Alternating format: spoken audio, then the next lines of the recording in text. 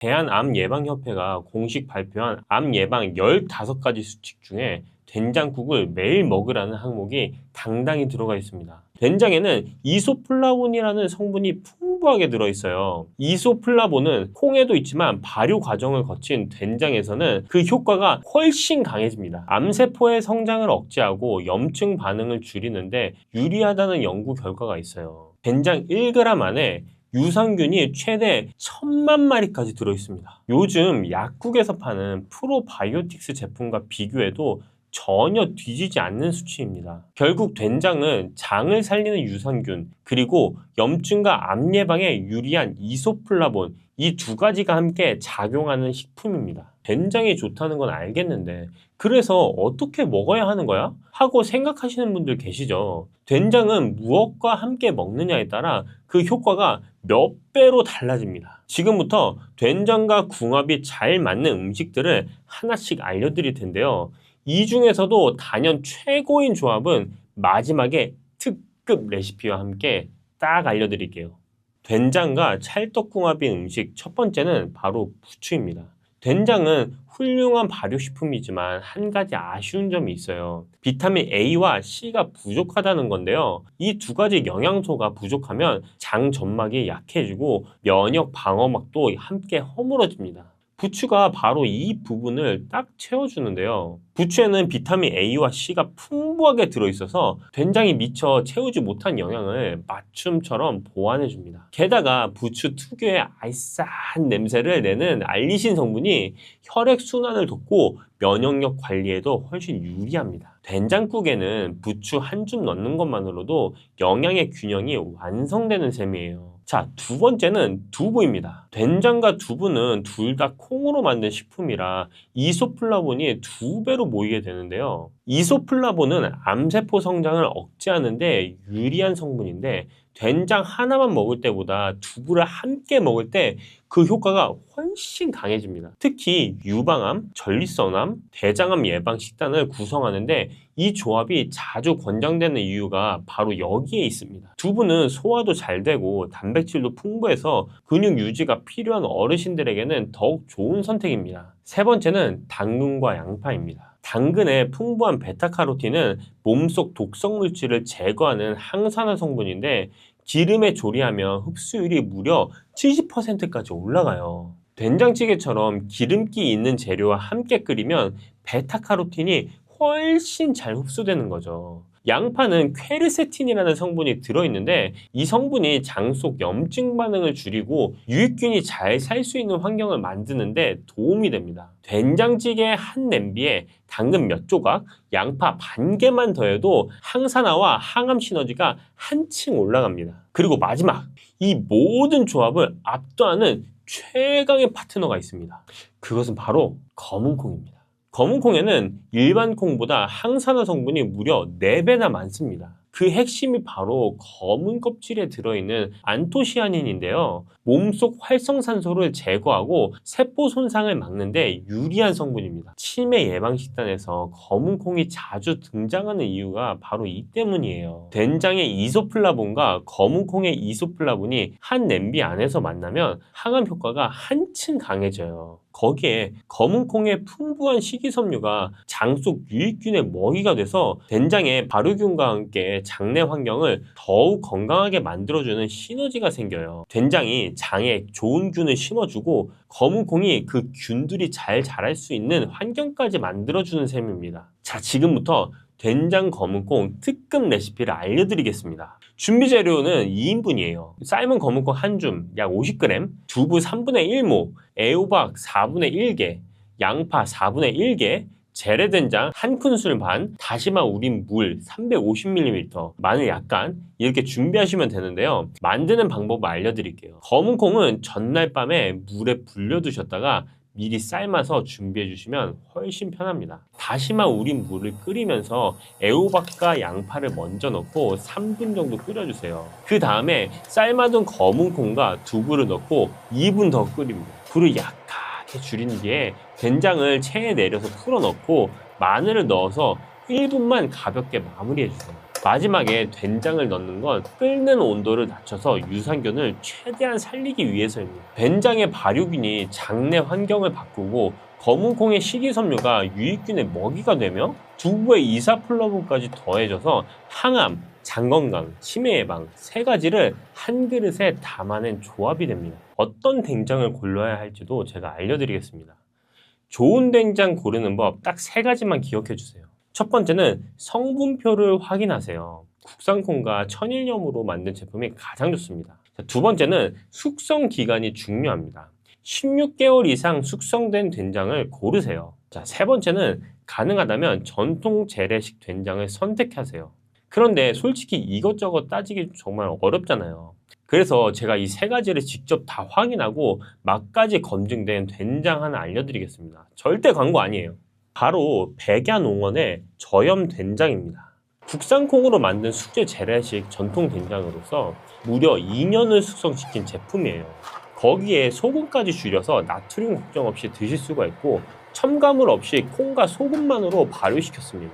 건강한 장 만들기를 목표로 하고 있는 브랜드라 하니까 믿음직해서 소개해드리고 싶더라고요. 일반 맛있는 된장이랑 크게 차이가 나지가 않습니다. 오늘 말씀드린 된장의 효과를 제대로 보시려면 이런 제품을 선택하시는 게 가장 좋습니다. 영상 더보기란에 링크 남겨드릴 테니까 참고해보시면 좋을 것 같습니다. 이렇게 좋은 된장도 잘못된 음식과 함께 먹으면 오히려 몸에 부담이 될 수 있는데요. 된장과 함께 먹으면 최악의 조합 꼭 기억해주세요. 첫 번째는 된장과 삼겹살입니다. 듣기만 해도 맛있어 보이는데요. 삼겹살 드실 때 쌈장에 찍어서 드시는 분들 많으시죠? 그런데 이 조합이 사실상 주의가 필요한 조합이에요. 삼겹살의 포화지방과 된장의 나트륨이 동시에 들어오면 혈관에 상당한 부담을 주게 됩니다. 포화지방은 혈중 콜레스테롤을 높이고 나트륨은 혈압을 올리는데 이 두 가지가 한꺼번에 작용하면 혈관 건강을 해치고 심하면 혈관 질환으로 이어질 수 있습니다. 그렇다고 삼겹살에 쌈장을 아예 안 드실 수는 없잖아요.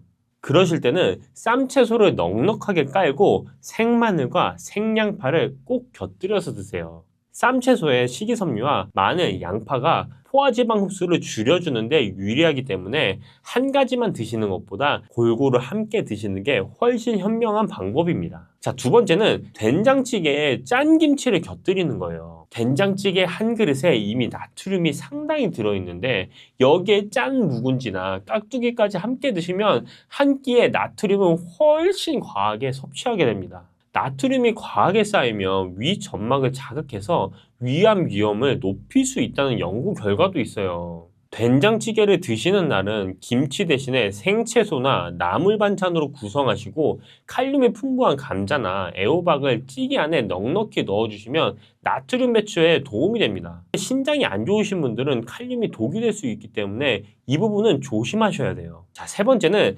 된장에 식초를 섞는 건데요. 새콤한 맛을 내려고 된장 양념에 식초를 넣으시는 분들이 간혹 계신데요. 식초의 강한 산성이 된장 속 유산균과 발효 성분을 파괴할 수가 있습니다. 된장의 핵심인 유익균이 사라지는 셈이죠. 새콤한 풍미가 당기신다면 식초 대신에 들기름이나 참기름으로 고소한 맛을 살리시는 게 훨씬 낫습니다. 된장이 아무리 좋아도 모든 분들에게 무조건 좋은 건 아닙니다.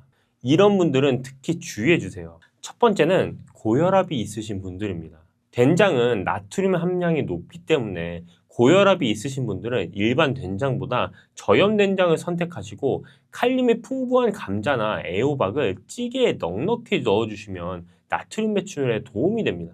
오늘 된장 이야기 어떠셨나요? 이 된장 하나가 좋은 게 아닙니다. 부추, 두부, 당근, 양파 그리고 검은콩과 함께 먹을 때 장 건강, 항암, 치매 예방까지 시너지가 완성이 됩니다. 장이 건강해지면 면역이 살아나고 면역이 살아나면 몸 전체가 달라져요. 2025년 노벨 생리의학상이 증명했듯이 면역의 균형을 잡는 핵심은 바로 장입니다. 그리고 그 장을 매일 챙길 수 있는 가장 현실적인 방법이 된장 한 그릇입니다. 오늘 영상 보시면서 결심하셨다면 지금 바로 댓글에 장 건강이라고 한번 남겨주세요. 사람은 누구나 시간이 지나면 기억력이 흐려지거든요. 오늘 결심한 것도 내일 되면 어느새 잊어버리기 쉽거든요. 댓글 하나 남기는 것 별것 아닌 것 같아도 그게 실천의 시작이 됩니다. 오늘도 건강한 하루 되세요. 백색행이 무슨 말인지 아시나요? 이 국을 먹으면 100살까지 산다라는 중국의 오래된 말이 있습니다. 말 그대로 100살을 살게 하는 국이라는 뜻인데요. 그 국의 주인공이 바로 냉이입니다. 냉이, 다들 아시죠? 봄이 되면 시장에 나오는 그 작고 향긋한 나물인데요. 이 냉이한테 별명이 하나 있어요. 바로 봄에 먹는 인삼이라는 별명이에요. 왜 이런 별명이 붙었냐면요. 냉이의 단백질 함량이 무려 8%나 됩니다. 보통 채소들의 단백질 함량이 1에서 2% 정도 되거든요. 냉이는 그보다 최대 8배 가까이 단백질이 많다는 겁니다. 거기다가 칼슘, 철분, 비타민C, 비타민 A까지 한꺼번에 들어있으니 인삼이라는 별명이 그냥 붙은 게 아니죠. 자, 오늘은 냉이가 왜 어르신들 건강에 특별히 중요한지, 어떻게 드셔야 효과가 배로 올라가는지 제대로 알려드리겠습니다. 봄만 되면 아침에 일어나기도 개운치 않고 낮에 나른하고 뭔가 기운이 축 빠지는 것 같은 느낌이 많이 듭니다. 바로 춘공증 때문인데요. 겨울에 움츠렸던 몸이 갑자기 활동량이 늘어나면서 비타민과 미네랄 소모가 확 커지는 겁니다. 특히 겨울 동안 실내에서 계신 시간이 많았던 어르신들은 이 부족이 더 심하게 나타날 수 있어요. 여기서 끝이 아닙니다. 한의학에서는 봄이 간이 가장 바쁘게 일하는 계절이라고 합니다. 간이 제대로 기능을 못하면 피로가 더 심해지고 눈도 자꾸 충혈되고 소화도 잘 안 되는 증상들이 겹쳐서 나타나게 됩니다. 봄철 피곤함을 그냥 나의 탓으로 넘기시기엔 조금 억울한 이유가 있다는 거예요. 사실 이 부분을 잘못 알고 계신 분들이 많습니다. 봄마다 반복되는 피로, 이게 단순한 계절 탓이 아니라 간 기능이 보내는 신호일 수 있거든요. 간은 우리 몸에서 해독을 담당하는 장기입니다. 겨운에 쌓인 독소를 처리하지 못하면 피로가 만성이 되고 결국엔 지방간으로까지 이어질 수 있습니다. 실제로 50대 이후 어르신들 중에 비알코올성 지방간을 갖고 계신 분들이 생각보다 훨씬 많아요. 술을 전혀 안 드셔도 지방간이 생긴다는 거 알고 계셨나요? 운동 부족, 서구화된 식습관, 그리고 계절 변화에 따른 간 기능 저하가 맞물리면서 조용히 쌓이는 겁니다. 그리고 뼈 문제도 빼뜨릴 수 없습니다. 겨울 동안 덜 쓰던 관절이 봄부터 갑자기 움직이기 시작하면 삐걱거리는 느낌이 드시지 않나요? 50대 이후로는 골밀도가 매년 조금씩 줄어들기 때문에 칼슘과 함께 칼슘을 뼈에 붙도록 돕는 영양소를 제대로 챙기지 않으면 뼈가 약해지는 속도가 더 빨라집니다. 지금 이 두 가지 문제를 동시에 해결해주는 식재료가 바로 냉이입니다. 냉이가 어떻게 이 문제들을 해결해 주는 건지 성분 하나하나 짚어드리겠습니다. 자, 첫 번째는 콜린입니다. 조금 생소하실 수도 있는데요. 콜린은 간세포를 보호하고 간에 지방이 쌓이는 걸 막아주는 성분입니다. 동의보감에서도 냉이가 간 기능을 높이고 독소를 제거하는 데 효과적이라고 기록했는데 현대 과학에서 보면 그게 바로 콜린의 역할이었던 겁니다. 수백 년 전 선인들이 경험으로 알았던 게 지금 과학으로도 증명되고 있는 셈이죠. 자, 두 번째는 비타민 K와 칼슘입니다. 비타민 K는 칼슘이 뼈에 제대로 달라붙도록 안내하는 역할을 하는데요. 아무리 칼슘을 많이 먹어도 비타민 K가 없으면 절반도 뼈에 흡수가 안 된다고 보시면 됩니다. 냉이에는 이 두 가지가 함께 들어있습니다. 냉이 100g에 칼슘이 145mg이 들어있는데 비타민 K가 흡수를 도와주니까 영양제를 따로 챙기실 필요가 없을 정도예요. 세 번째는 비타민 C와 철분입니다. 냉이를 한 번에 먹는 양인 50g에 비타민C가 하루 권장량의 37%나 들어있습니다. 철분은 하루 권장량의 28%가 들어있어서 빈혈 걱정이 있으신 분들께도 큰 도움이 되거든요. 자, 마지막으로는 셀레늄입니다. 셀레늄은 세포를 유해산소로부터 지켜주고 항암 효과까지 있는 성분이에요. 냉이가 십자가과 채소이기 때문에 이런 항산화 성분이 풍부하게 들어있습니다. 같은 십자가과인 브로콜리, 양배추가 항암 채소로 유명한 이유도 바로 이 때문이에요. 냉이를 2주 정도 꾸준히 드시다 보면 아침에 일어날 때 느낌이 달라집니다.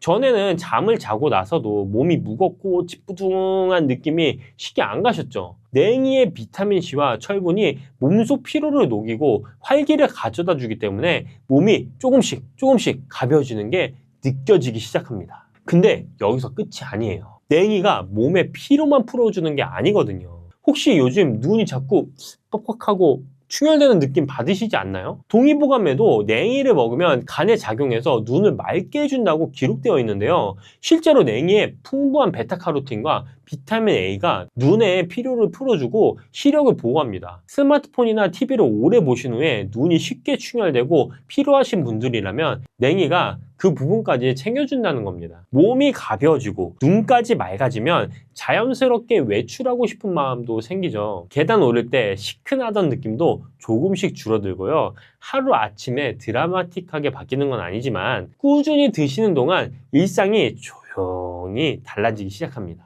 한국식품연구원의 최효경 박사 연구팀이 냉이를 세포실험과 동물실험을 통해 분석했는데요. 냉이가 비알코올성 지방간 예방에 효과가 있다는 걸 과학적으로 입증했고 혈중 콜레스테롤 수치를 낮추는 데도 도움이 된다는 결과가 함께 나왔습니다. 국가공익연구기관에서 냉이의 효능을 직접 연구해서 발표했다는 게 그만큼 신뢰할 수 있다는 근거가 된다는 거죠. 중국의 의학서 본초 정화에는 속을 조화롭게 하고 오장을 이롭게 한다고 기록되어 있고 동의보감에도 독이 없고 몸을 따뜻하게 하며 간에 좋다고 나와 있습니다. 수백 년의 전통이 현대 과학으로도 증명된 셈입니다. 백색영이라는 별명이 허풍이 아니었던 겁니다. 어떻게 드셔야 이 효과를 제대로 보실 수 있을까요? 냉이는 무엇과 함께 드시냐에 따라 효과가 달라집니다. 황금조합 세 가지를 딱 말씀드릴게요. 황금조합 첫 번째는 냉이 된장국입니다. 냉이 된장국에 두부를 함께 넣으시면 식물성 단백질이 세 방향에서 동시에 채워줍니다. 냉이 단백질 8%, 두부의 단백질까지 더해지니 고기가 없어도 충분한 단백질이 들어오는 겁니다. 두부의 이소플라본이 칼슘 흡수까지 도와주니까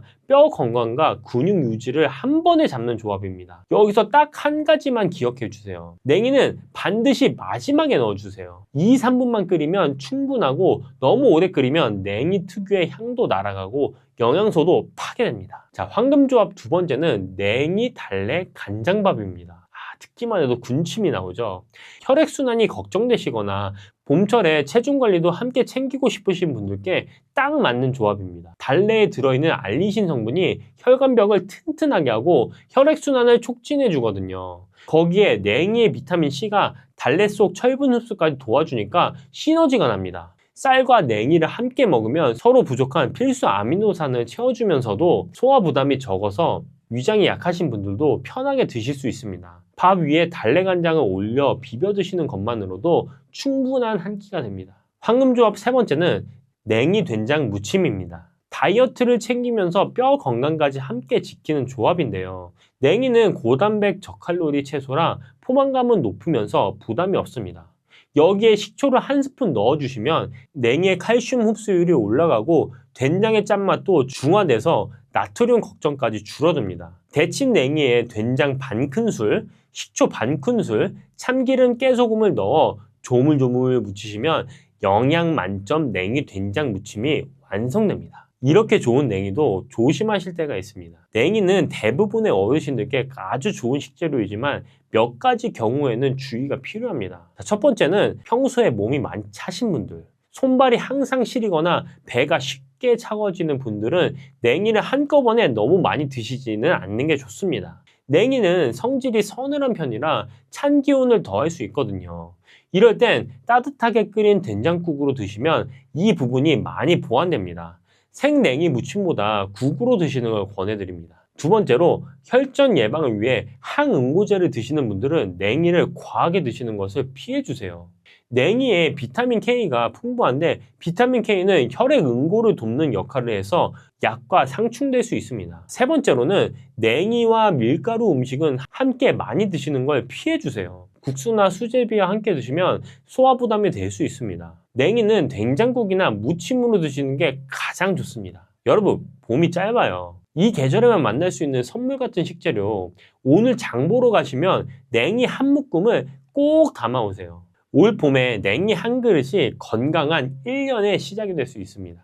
요즘 부쩍 기운이 없으시거나 아침에 일어나면 괜히 어지럽고 머리가 띵하신 적 있으신가요? 그냥 나이 들어서 그런가 보다 하고 넘기셨을 수도 있어요. 그런데 이런 증상이 사실은 우리 몸이 보내는 아주 중요한 신호일 수 있습니다. 오늘 제가 소개해드릴 음식은요, 어릴 적 명절이면 어머니가 꼭 상에 올려주시던 그 추억의 반찬입니다. 껍데기를 까면서 손가락 끝이 빨갛게 물들던 기억 한 번쯤 있으시죠? 바로 꼬막입니다. 에이, 꼬막이요? 그거야 맞긴 하지만 특별할 게 뭐 있어요? 이렇게 생각하실 수도 있어요. 그런데 놀라운 사실 하나 알려드릴게요. 조선시대에 임금님 수라상에 오르는 8대 진미 중에서 으뜸으로 꼽힌 음식이 바로 이 꼬막이었습니다. 조선시대에 인문 지리서인 동국여지승랑에도 전라도의 특산품으로 기록되어 있을 정도로 그 명성이 대단했어요. 임금님이 드시던 음식이라니 괜히 격이 다르게 느껴지죠? 그리고 더 놀라운 건요, 꼬막은 조개 중에서 유일하게 우리 피와 같은 헤모글로빈을 가지고 있는 조개라는 겁니다. 삶으면 붉은 핏물이 배어나오는 이유가 바로 이것 때문이에요. 그래서 예로부터 어르신들 사이에서는 천연 조혈 강장제로 불려왔습니다. 오늘은 이 귀한 꼬막에 대해서 아주 자세하게 알아보려고 합니다. 꼬막이 우리 몸에 어떻게 좋은지, 특히 혈관 건강과 뼈 건강, 그리고 소화 기능까지 어떤 도움을 주는지 하나하나 짚어드릴게요. 그리고요, 꼬막과 함께 먹으면 보약이 되는 음식들이 따로 있습니다. 이것만 알아도 같은 꼬막을 드시더라도 효과가 배가 되거든요. 반대로 꼬막과 절대 함께 드시면 안 되는 음식도 있어요. 많은 분들이 모르고 드시는데 이 조합은 오히려 영양 흡수를 방해하거든요. 이 부분도 꼭 알려드릴게요. 또 하나, 겨울철 꼬막 드실 때 가장 조심하셔야 할 부분이 있습니다. 바로 노로바이러스인데요. 이거 제대로 안 하면 맛있게 드시고 나서 며칠을 고생하실 수 있어요. 예방법도 확실하게 알려드릴 테니 끝까지 함께 해주세요. 자, 그럼 먼저 우리 몸에서 일어나는 이야기부터 해볼게요. 나이가 들면서 가장 먼저 느끼시는 변화가 뭐가 있으신가요? 아마 많은 분들이 기운이 예전 같지 않다고 말씀하실 거예요. 아침에 일어나면 괜히 어지럽고 조금만 움직여도 숨이 차고 얼굴색이 창백해졌다는 소리를 듣기도 하죠. 계단 몇 개만 올라가도 심장이 두근두근 하고요. 이런 증상들 그냥 나이 들면 다 그렇지 하고 넘기시는 분들이 있어요. 그런데 이게 단순히 나이 탓만은 아닐 수 있습니다. 대한혈액학회 자료에 의르면 65세 이상 어르신의 약 10%에서 15%가 빈혈을 겪고 계신데요. 특히 여성이신 어르신분들은 그 비율이 엄청 높은데요. 빈혈이라고 하면 단순히 피가 부족한 거라고 생각하시기 쉬운데 사실 이게 오래 지속되면 심장에 무리가 가고 인지 기능까지 떨어질 수 있어요. 치매 위험도 높아진다는 연구도 있습니다. 또 하나, 소화기능 문제입니다. 밥맛이 없다, 입맛이 떨어진다, 조금만 먹어도 속이 더부룩하다, 이런 말씀 자주 하시죠? 소화 기능이 떨어지면 아무리 좋은 음식을 드셔도 영양분을 제대로 흡수하지 못해요. 그러니까 악순환이 되는 거예요. 못 먹으니까 기운이 없고 기운이 없으니까 더 못 먹게 되고요. 겨울철에는 특히 손발이 차가워지는 분들도 많으시죠. 몸이 냉해지면 혈액순환도 잘 안 되고 면역력도 떨어지게 됩니다. 그렇다면 이런 문제들을 어떻게 해결할 수 있을까요? 이런 증상이 왜 생기는지 한번 살펴보겠습니다. 먼저 빈혈 이야기부터 해볼게요. 나이가 들면 우리 몸에서 철분을 흡수하는 능력이 자연스럽게 떨어집니다. 젊었을 때는 음식으로 철분을 섭취하면 몸에 잘 흡수했는데 나이가 들수록 같은 양을 먹어도 흡수율이 낮아지는 거예요. 거기에 식사량도 줄어들잖아요. 예전처럼 고기도 잘 안 드시게 되고 밥 양도 줄어들고요. 그러다 보니 철분 섭취 자체가 부족해지는 겁니다. 위산 분비도 줄어들어요. 위산이 부족하면 철분 흡수가 더 어려워집니다. 소화 기능 저하도 비슷한 원인이에요. 나이가 들면 위장 기능이 약해지면서 소화액 분비가 줄어들고 장 운동도 느려지거든요. 그래서 조금만 먹어도 더부룩하고 식욕도 떨어지게 되는 거예요. 몸이 차가워지는 것도 혈액순환이 잘 안 되기 때문인데요. 심장에서 손끝, 발끝까지 피가 잘 돌아야 따뜻한데 혈관이 좁아지고 심장 기능이 약해지면서 말초까지 피가 잘 안 가는 거죠. 이럴 때 도움이 될 수 있는 게 바로 꼬막입니다. 자산 어보를 쓴 정약전 선생은 꼬막을 가리키며 살이 노랗고 맛이 달달하고 기록했어요. 이 단맛의 비밀은 글리코겐 성분인데요. 이게 바로 우리 몸에 에너지를 공급해주는 역할을 합니다. 그럼 이제 본격적으로 꼬막이 우리 몸에 어떻게 좋은지 하나씩 알아보도록 하겠습니다. 첫 번째, 빈혈 예방입니다. 아까 말씀드렸듯이 꼬막은 조개류 중에서 유일하게 헤모글로빈을 가지고 있어요. 삶으면 붉은 핏물이 나오는 이유가 바로 이것 때문입니다. 철분과 비타민 B군이 풍부해서요. 예로부터 어르신들 사이에서 천연 조혈 강장제로 불려왔어요. 철분제 드시기 부담스러우신 분들, 꼬막으로 자연스럽게 보충하실 수 있습니다. 두 번째는 소화기능 개선입니다. 한방에서 전해 내려오는 식료본초라는 책에 보면 꼬막에 대해서 이렇게 기록되어 있습니다. 오장을 잘 돌게 하고 위를 튼튼하게 하여 입맛을 돋운다 라고요. 식물 본초에서는 꼬막은 비위를 건강하게 해서 사람이 밥을 먹을 수 있게 만든다고 했습니다. 소화가 잘 되니까 환자분들 회복식으로도 좋고요. 평소 소화가 약해서 식욕이 없으신 어르신들께 특히 좋습니다. 세 번째, 몸을 따뜻하게 해줍니다.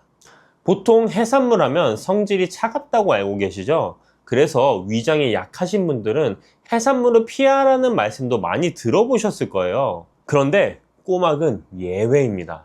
식료본초에는 신복의 냉기와 허리와 등의 냉풍을 주로 치료한다라고 기록되어 있어요. 한의서에도 공통적으로 꼬막은 기운이 따뜻하고 속을 따뜻하게 하면서 위장의 기운을 보호한다라고 했습니다.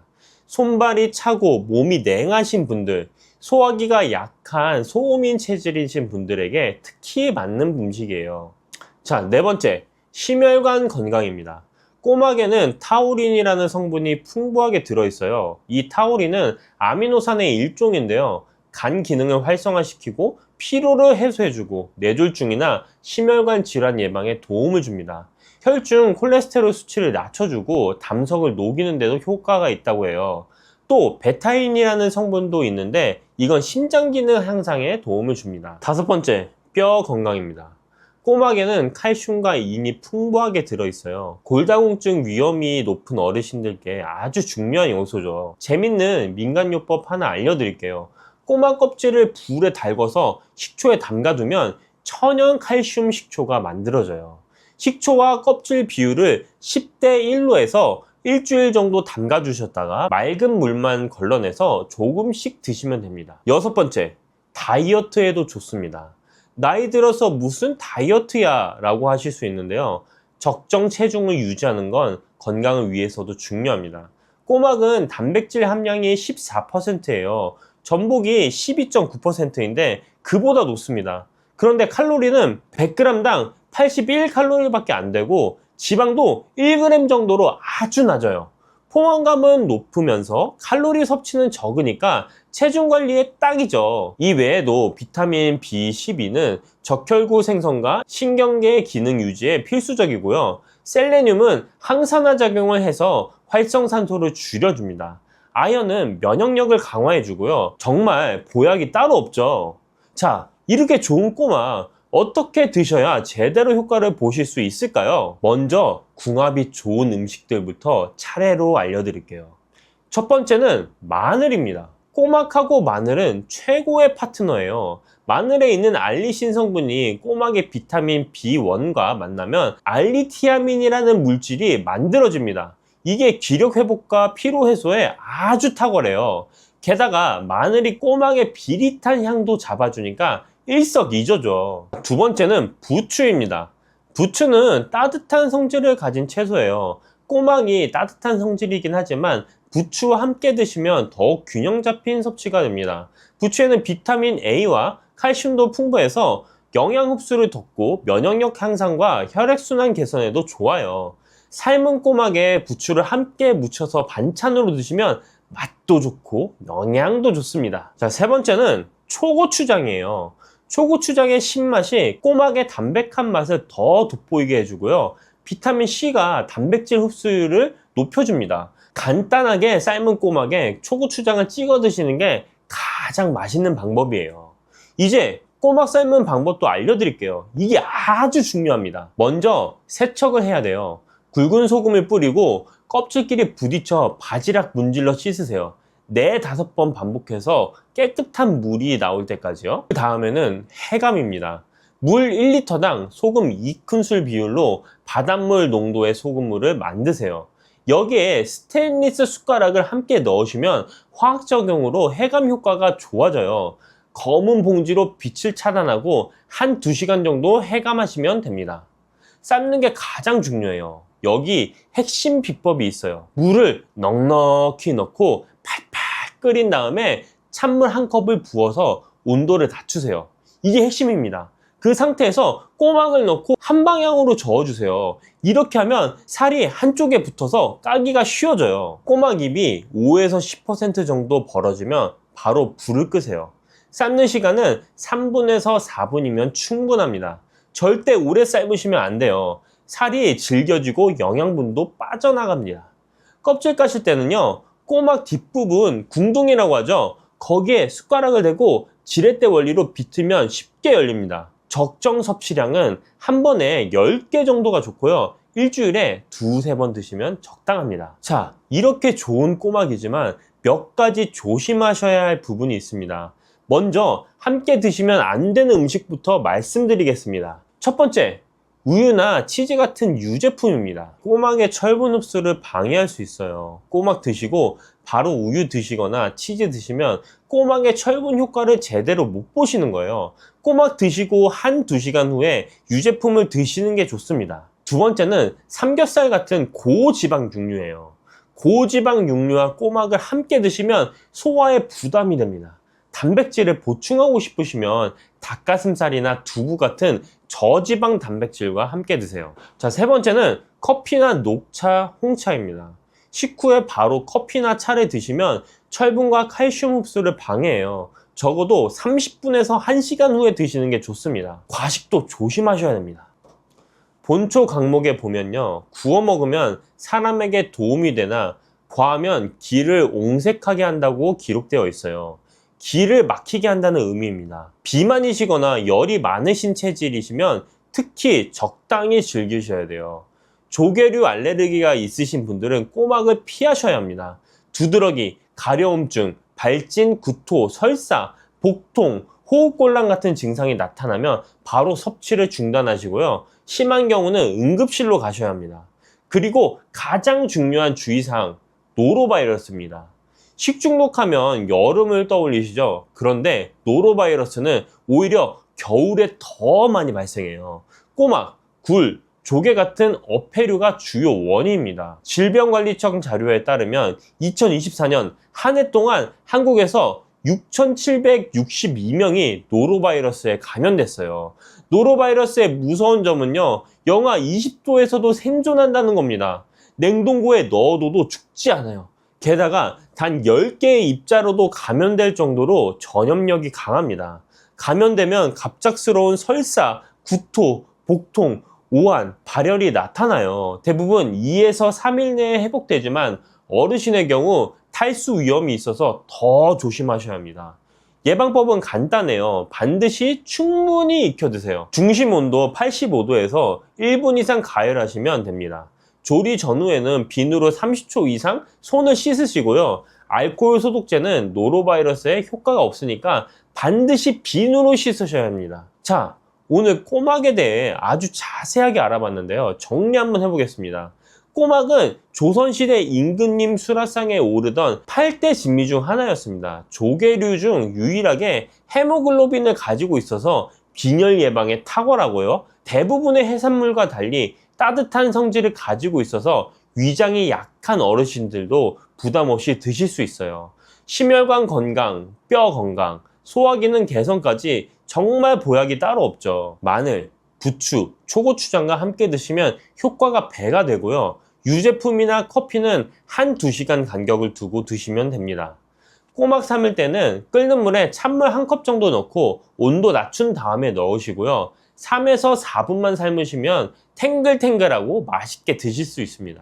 그리고 잊지 마세요. 겨울철 노로바이러스 예방을 위해 반드시 85도 이상에서 충분히 익혀 드셔야 합니다. 제철은 11월부터 3월까지, 특히 12월에서 2월이 가장 맛있을 때예요. 우리 속담에 이런 말이 있어요. 감기 석 달에 입맛이 소태 같아도 꼬막 맛은 변함없다. 그만큼 누구나 좋아하는 맛이라는 뜻이에요. 겨울 바다가 선물한 천연 보약 꼬막, 이번 겨울에는 가족들과 함께 따뜻하게 삶아서 맛있게 드셔보면 어떨까요? 여러분, 혹시 버터 드실 때 찜찜한 적 있으세요? 혈관 막힌다, 살찐다, 콜레스테롤 올라간다, 그래서 마가린이나 식물성 버터로 바꾸신 분들 많으시죠? 그런데요, 한때 미국에서는 의사들이 TV 광고에 나와서 버터 끊고 마가린 드세요 라고 권했던 시절이 있었습니다. 미국 심장협회까지 나서서 식물성 기름을 추천했어요. 근데 지금은요? 그 마가린이 오히려 몸에 해롭다는 게 밝혀졌습니다. 그러면 그동안 버터는 왜 누명을 썼던 걸까요? 해외에서 한 건강 전문의가 아주 파격적인 실험을 했습니다.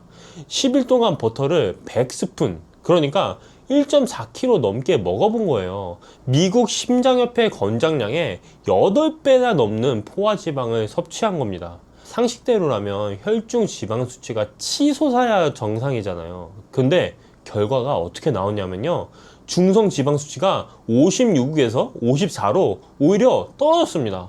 혈당도 95에서 84로 내려갔고 인슐린 수치까지 좋아졌어요. 체중은요, 그대로였습니다. 어떻게 이런 일이 가능했던 걸까요?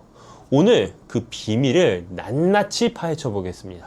사실 우리 어르신들 세대는 버터를 꺼리시는 분들이 많으세요. 그거 기름 덩어리 아니야?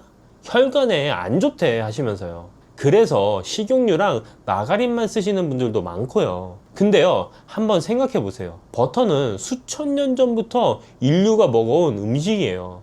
우유에서 지방만 분리한 거니까 자연식품이죠. 그런데 마가린은요, 100년 정도밖에 안 된 가공식품입니다. 콩기름이나 옥수수 기름을 화학적으로 처리해서 버터처럼 굳힌 거예요. 그런데 왜 자연식품인 버터가 나쁘다는 인식이 퍼졌고 가공식품인 마가린이 건강식품 취급을 받았던 걸까요? 20세기 후반에 미국에서 좀 이상한 일이 벌어졌습니다. 식품산업계와 정치권이 영양학 연구에 깊숙이 개입하기 시작한 거예요. 그때 포화지방이랑 콜레스테롤이 집중 공격을 받았습니다. 동물성 지방이 심장병의 원인이다 라는 주장이 과학적 진실처럼 퍼져나갔어요. 그러면서 버터는 혈관을 막는 음식, 비만의 주범이라는 누명을 쓰게 됐습니다. 식물성 기름으로 만든 마가린이 건강의 대안으로 떠올랐고요. 그런데 시간이 흐르면서 진실이 밝혀지기 시작했어요. 문제는 버터가 아니었습니다. 진짜 모든 문제는 마가린을 만들 때 쓰는 경화유, 그러니까 트랜스 지방이었던 거예요. 이게 오히려 심장 건강에 훨씬 해롭다는 연구 결과가 쏟아져 나왔습니다. 결국에 버터는 수십 년간 억울하게 누명을 썼던 셈이에요. 진범은 따로 있었는데 말이죠. 그러면 버터가 실제로 어떤 성분으로 되어 있는지 한번 볼까요? 버터는 약 80% 이상이 지방이고 15% 정도가 수분, 나머지가 소량의 단백질과 유당입니다. 지방 중에서 포화지방이 약 65%, 불포화지방이 약 35% 정도 들어있어요. 여기서 중요한 게 있습니다. 모든 지방식품에는 포화지방과 불포화지방이 섞여 있어요. 올리브유에도 포화지방이 있고 버터에도 불포화지방이 있습니다. 식물성은 좋고 동물성은 나쁘다는 공식 자체가 과학적으로 맞지 않는 거예요. 그리고 버터에는 아주 귀한 성분들이 들어있습니다. 부티르산이라는 단쇄 지방산이 있는데요, 이게 장 건강에 도움을 줍니다. 비타민 A도 풍부하고 비타민 D, E, K2도 소량 들어있어요. 특히 목초를 먹인 소의 우유로 만든 버터는 색깔이 더 노란데 그 이유가 풀에서 온 카로티노이드 성분 때문입니다. 그래서 좋은 버터는 단순한 지방 덩어리가 아니라 지용성 비타민을 공급해주는 기능성 식품이라고 볼 수 있어요. 그래, 성분이 좋다는 건 알겠어. 근데 실제로 먹으면 뭐가 달라지는데? 실제로 버터를 꾸준히 드시는 분들 후기를 보면요, 공통적으로 나온 얘기가 있습니다. 포만감이 확실히 다르다는 거예요. 아침에 달걀 요리에 버터 한 조각 넣어서 드시면 점심때까지 허기가 훨씬 덜하다고 하세요. 그리고 에너지 레벨이 안정된다는 분들도 많습니다. 밥이나 빵처럼 탄수화물 위주로 드시면 식후에 졸리고 오후에 축 처지잖아요. 근데 좋은 지방을 충분히 드시면 그런 기복이 줄어든다고 해요. 특히 여성분들 중에 생리 전에 식욕이 폭발하는 분들, 단 거 찾게 되는 분들 계시죠? 그런 분들이 아침에 버터를 조금씩 드시기 시작하면서 식욕이 훨씬 안정됐다는 후기가 많습니다. 혈당을 급격히 올리지 않으면서 포만감을 주기 때문에 그런 효과가 나타나는 거예요. 아까 말씀드린 해외 건강 전문의 실험 얘기부터 좀 더 자세히 해드릴게요. 이분이 10일 동안 버터 100스푼을 드시면서 다른 음식도 함께 드셨는데요. 총 칼로리의 78%를 지방에서 15%를 단백질에서 탄수화물은 고작 7%만 드셨습니다. 거의 지방 위주 식단이었죠. 결과가 어땠냐면요. 중성 지방이 56에서 54로 떨어졌습니다. 일반적으로 건강한 수치가 100 미만인데 이미 좋은 상태에서 더 좋아진 거예요. 인슐린 저항성 지표도 0.82에서 0.58로 개선됐고요. 몸무게는 85kg 그대로였습니다. 물론 이건 극단적인 실험이고 모든 분께 똑같이 적용되는 건 아닙니다. 하지만 최소한 지방을 먹으면 혈중 지방이 올라간다는 단순한 공식은 틀렸다는 걸 보여주는 거죠. 그러면 버터를 어떻게 드셔야 할까요? 가장 중요한 건 뭐랑 같이 드시느냐입니다. 버터를 빵에 발라 드시거나 설탕 들어간 잼이랑 같이 드시면 효과를 보기 어렵습니다. 탄수화물이랑 같이 먹으면 인슐린이 확 올라가면서 지방 대사가 억제되거든요. 그러면 지방이 에너지로 안 쓰이고 쌓이게 됩니다. 대신 달걀 요리나 해산물, 고기, 채소 볶음 같은 음식에 버터를 넣어 보세요. 고기나 채소를 볶을 때 마무리로 버터 한 조각 넣으시면 조미료 없이도 풍미가 확 살아납니다.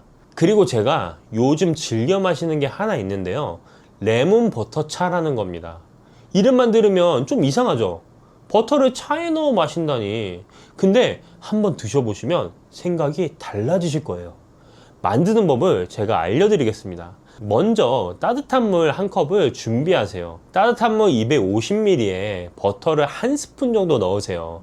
가염 버터 쓰시면 소금은 안 넣으셔도 되고 무염 버터 쓰시면 소금을 아주 조금 한 꼬집만 넣으시면 됩니다. 그리고 레몬즙을 밥 숟가락으로 한 두 스푼 정도 넣어주세요. 이걸 숟가락으로 잘 저어주시면 버터가 녹으면서 고소하고 부드러운 음료가 됩니다. 레몬 향이 느끼한 맛을 잡아줘서 의외로 깔끔해요. 이걸 언제 드시면 좋냐면요. 아침에 일어나서 공복에 한 잔 드셔보세요. 몸이 따뜻해지면서 에너지가 올라오는 느낌이 나실 거예요. 커피처럼 카페인이 없으니까 속 쓰릴 일도 없고 어르신들 아침 음료로 딱 좋습니다. 자, 제일 중요한 얘기입니다. 어떤 버터를 고르셔야 할까요? 마트에 가시면 버터처럼 생긴 게 참 많죠. 근데 이름만 버터지 진짜 버터가 아닌 것들이 꽤 있습니다. 원재료를 꼭 확인하셔야 돼요.